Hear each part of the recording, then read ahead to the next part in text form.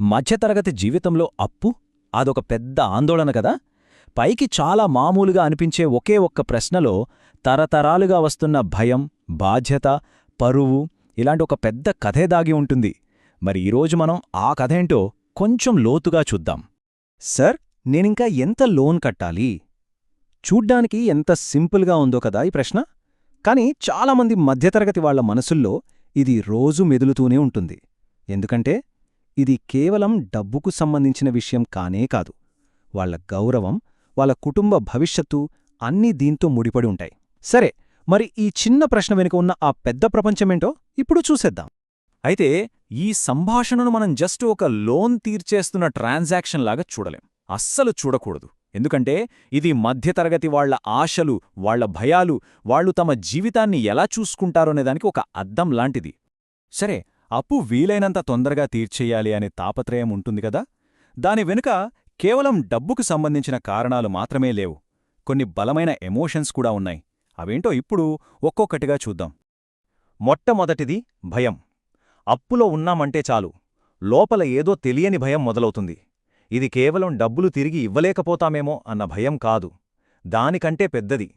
ఈ అప్పు వల్ల సమాజంలో తలెత్తుకోలేకపోతామేమో అన్న భయం.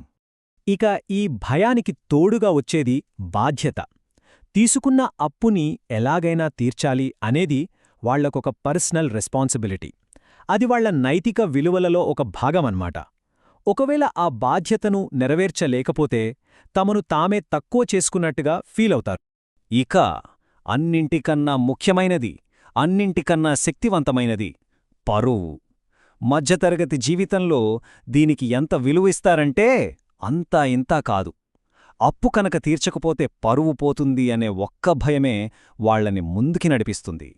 అసలు ఈ పరువు అంటే ఏంటి?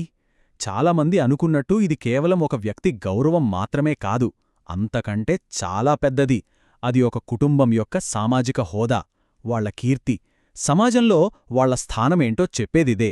అందుకే పరువు పోతే ఇక అంతా కోల్పోయినట్టే అని ఫీలవుతారు.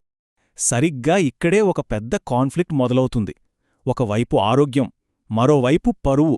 ఈ రెండింటి మధ్య నలిగిపోతూ దేనికి ప్రియారిటీ ఇవ్వాలి అని తేల్చుకోలేని ఒక క్లిష్టమైన పరిస్థితి అన్నమాట. చూడండి, ఒకవైపు ఏముంది?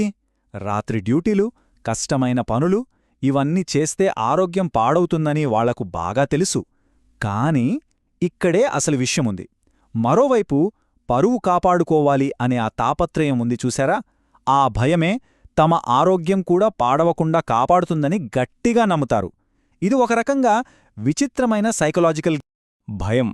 బాధ్యత, అది తీర్చకపోతే పోయే పరువు మధ్యతరగతివాడి ఆరోగ్యాన్ని అంత తొందరగా పాడవ్వనివ్వదు. ఈ ఒక్క వాక్యం చాలు మధ్యతరగతి మనస్తత్వాన్ని మొత్తం చెప్పేస్తుంది. అంటే వాళ్లకు శరీరానికి దెబ్బ తగలడం కన్నా సమాజంలో పరువు పోతుందనే భయమే ఎక్కువ బాధపెడుతుంది, ఎక్కువ స్ట్రెస్కి గురిచేస్తుంది. అయితే ఈ ఆలోచనా విధానం, ఈ ఆందోళన ఇదంతా ఒక వ్యక్తితోనే మొదలయ్యిందా, లేకపోతే దీని మూలలు ఇంకా లోతుగా ఏమైనా ఉన్నాయా? మనం గమనిస్తే చాలా సందర్భాల్లో ఇది తరతరాలుగా వస్తున్న ఒక వారసత్వం లాంటిది. నిజమే, ఈ సంభాషణలోనే మనం చూస్తాం. చిన్నప్పుడు మా అమ్మా నాన్న కూడా అప్పు అంటే అచ్చం ఇలాగే భయపడేవాళ్లు అని గుర్తు చేసుకుంటారు.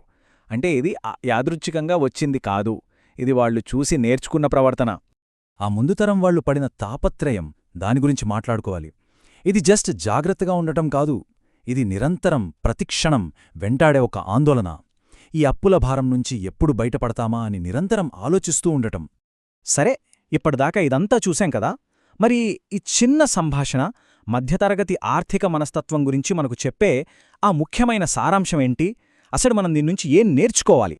ఇది ఒక రకంగా వాళ్లు ఎవరికీ చెప్పని ఒక ఒప్పందం లాంటిది. మొదటిది, అప్పు అనేది కేవలం డబ్బుల లెక్క కాదు, అదొక నైతిక బాధ్యత. 2, పరువు కాపాడుకోవడమే వాళ్ల జీవితంలో ఒక ముఖ్యమైన ప్రేరణగా మారిపోతోంది. 3, ఈ ఆర్థిక ఆందోళన అనేది వాళ్లు చూసి నేర్చుకున్న తరతరాలుగా వస్తున్న ఒక ప్రవర్తన. ఇంకా చెప్పాలంటే అప్పు తీర్చాలి అనే ఒత్తిడి ఎంత బలంగా ఉంటుందంటే అది శారీరక కష్టాలను కూడా లెక్కచేయనివ్వదు. ఇదంతా చూశాక మన ముందు ఒక పెద్ద ప్రశ్న మిగిలిపోతుంది. అప్పుల పట్ల ఉండే ఈ భయం, ఇది వాళ్లని ముందుకు వెళ్లనివ్వకుండా ఆపేసే ఒక భారమా, లేకపోతే కష్టపడి పనిచేసి బాధ్యతగా బ్రతకడానికి వాళ్లని వెనకనుంచి నడిపించే ఒక ప్రేరణ ఆలోచించాల్సిన విషయమే.